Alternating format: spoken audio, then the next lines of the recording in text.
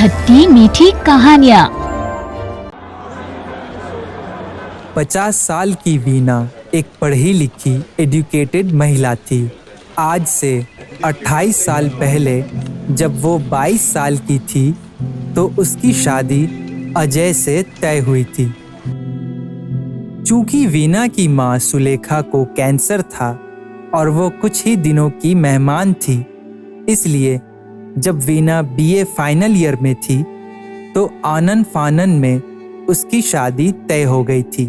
अजय की मां ने दहेज में काफी सारे रुपए की डिमांड की थी, जिसे वीना के रिटायर्ड टीचर पिताजी रमेश वर्मा ने अपने इकलौते घर को बेचकर पूरा किया था।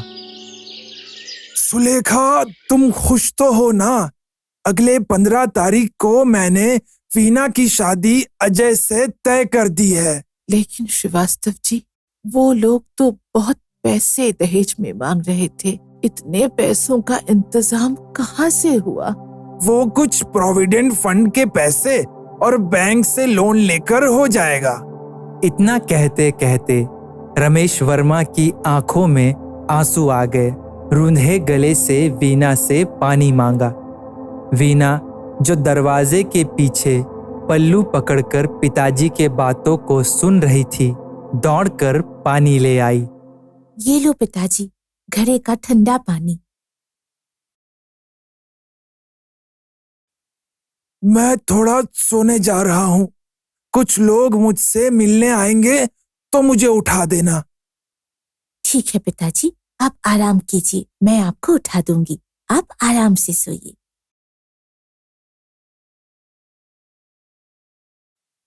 बेटी, मुझे भी दवाई दे देती तो मैं भी खाकर सो जाती। हाँ माँ, अभी लाई।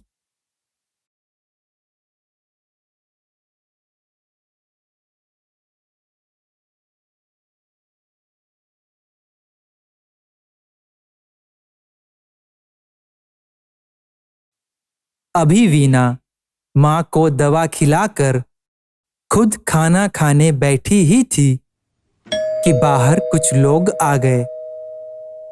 वो लोग वर्मा जी को आवाज लगा रहे थे। वर्मा जी ने उन लोगों को अपना सारा फ्लैट दिखाया, फिर वो लोग चले गए। पिताजी, ये लोग कौन थे और हमारे मकान को देखने क्यों आए थे? बेटी, ये लोग हमारे मकान के कस्टमर हैं। मैंने इन्हें अपना सारा मकान बेच दिया है। उन्होंने 2 महीने रहने की इजाजत दी है हमें। लेकिन पिताजी, आपने ऐसा क्यों किया? आपने और माँ ने कितनी मेहनत और अरमानों से इस घर को बनाया था। देखो बेटी, तेरी माँ को डॉक्टर ने जवाब दे दिया है। बोला है कि वो बस 20-30 दिनों की ही मेहमान है। तुम्हारी शादी उसके जीवन का इकलौता सपना बचा है और उसे हमें पूरा करना ही होगा। और श्रीवास्तव जी की पत्नी मालती ने इतना दहेज मांगा है कि वो बिना घर बेचे देना संभव नहीं था। लेकिन पिताजी, फिर आप कहाँ रहेंगे इस बुढ़ापे में? वो बेटी, पूरी जी याद है तुझे? वो मेरे स्कूल के अकाउंटेंट। हाँ हाँ, वो काले काले टकले से जो हैट पहनते थे। हाँ, वही। उन्होंने एक बड़ा सा घर बनाया है। उन्होंने मुझे बोला कि 2 रूम का फ्लैट खाली है और उसके बिल्डिंग के 10 बच्चे भी ट्यूशन पढ़ना चाहते हैं। फ्लैट में रहने के बदले पूरी जी के पोते पोती को भी पढ़ाना होगा। लेकिन पिताजी, अपने घर में रहने वाले को किराए का घर कैसे एडजस्ट होगा? तेरी शादी और तेरी माँ के गुजर जाने के बाद मैं वैसे भी इतने बड़े घर में अकेले कैसे रहूंगा? वहाँ पूरी जी और बिल्डिंग के लोगों से बात करके दिन कट जाएगा। अब बताओ, इतने अच्छे ऑफर को मैं कैसे मना करता? वीना की शादी हो जाती है। वीना की शादी के 14 दिन बाद उसकी मां सुलेखा का निधन हो जाता है। कुछ दिनों बाद वीना के पिताजी पूरी जी के यहाँ किराए में फ्लैट में रहने चले जाते हैं और 3 वर्षों बाद उनका भी देहांत हो जाता है। वीना ससुराल में पति के सपोर्ट से मसालों का बिजनेस स्टार्ट करती है। जिसका टर्नओवर लाखों में चला जाता है। वीना और अजय का बेटा 27 वर्ष का सुमित आज बैंक मैनेजर है। उसके लिए एक बहुत अच्छी लड़की सुनंदा का रिश्ता आता है, लेकिन आज भी उनकी सास जिंदा है और वह बिना दहेज के शादी करने के खिलाफ है।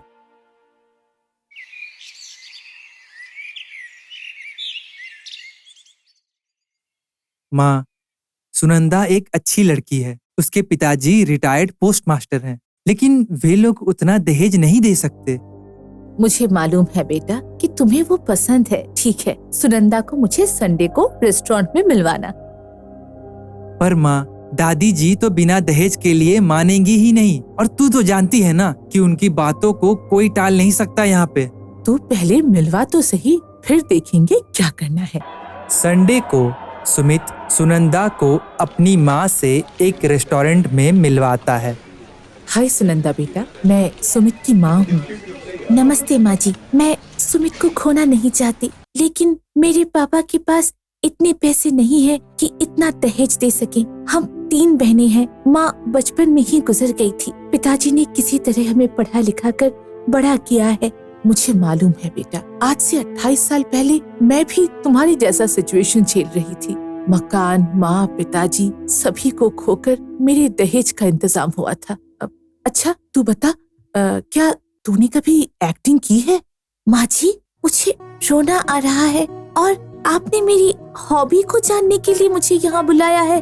शायद मेरी किस्मत में सुमित के साथ मेरी शादी नहीं लिखी है। ठीक है माँ जी, मैं चलती हूँ।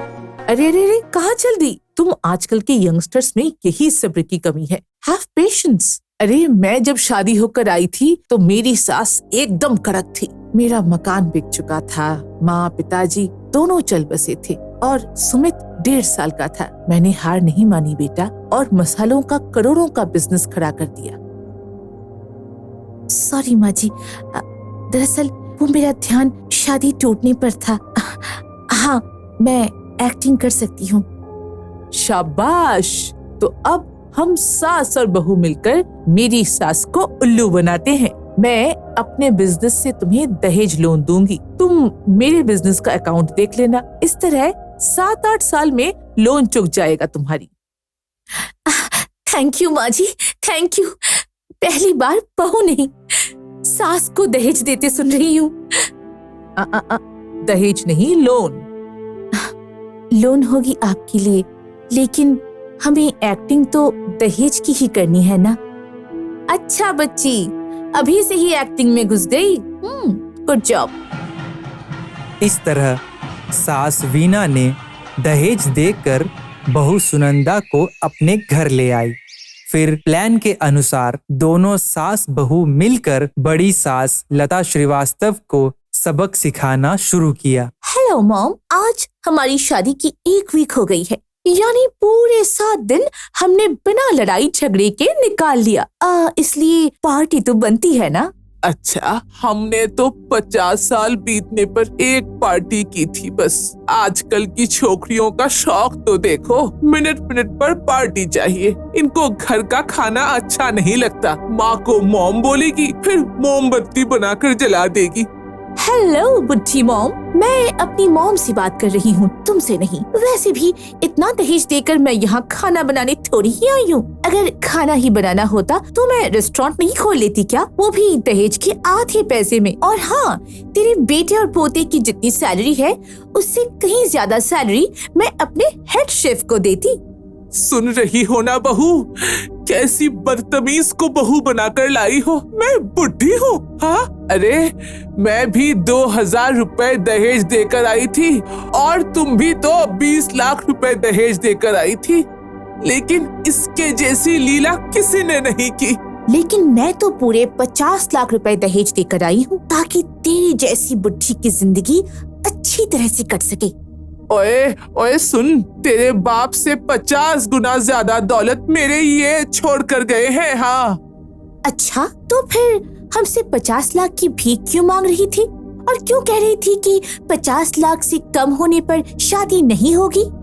तभी लता श्रीवास्तव का बीपी हाई हो जाता है और उन्हें हार्ट अटैक आ जाता है। सुनंदा दौड़कर उसके पास जाती है और लता श्रीवास्तव को जमीन पे लिटाकर अपने घुटनों के बल बैठ जाती है। फिर अपने दोनों हथेलियों को जोड़कर जोर जोर से दबाती है।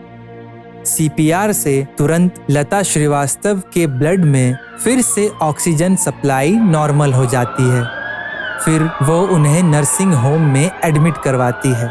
डॉक्टर बताता है कि अगर सीपीआर तुरंत ना होता तो आज लता देवी इस दुनिया में नहीं होती।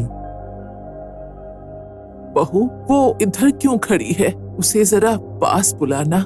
बहू, तुम्हें माँ जी बुला रही हैं। बहू नहीं, बेटी बोलो। मेरी कोई बेटी नहीं थी, लेकिन आज मुझे दो बेटियां मिल गई हैं। सॉरी दादी जी, मैंने आपको बहुत भला बुरा कहा। अरे बेटी, सॉरी तो मुझे कहना चाहिए तुम्हें। तुम्हारे जैसी बहू को तो सास को दहेज देकर लाना चाहिए।